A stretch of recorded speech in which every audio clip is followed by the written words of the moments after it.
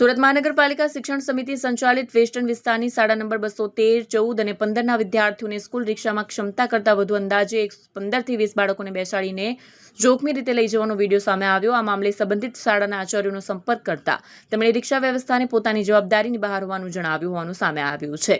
બીજી તરફ સ્કૂલ રિક્ષા ચાલકો દ્વારા નિયમોનું ઉલ્લંઘન થતું હોવા છતાં બાળકોની સુરક્ષા અંગે શિક્ષણ સમિતિ અને શાળા તંત્રની કામગીરી સામે પ્રશ્નો ઊભા થયા છે।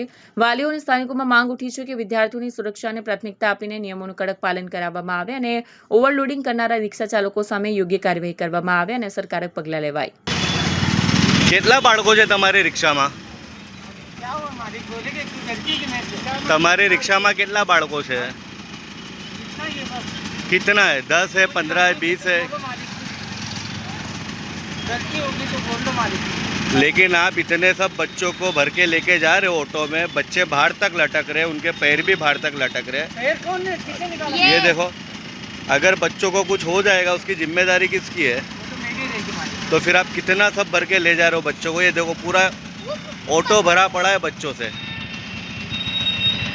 पूरा ऑटो भरा पड़ा है आपका बच्चों से।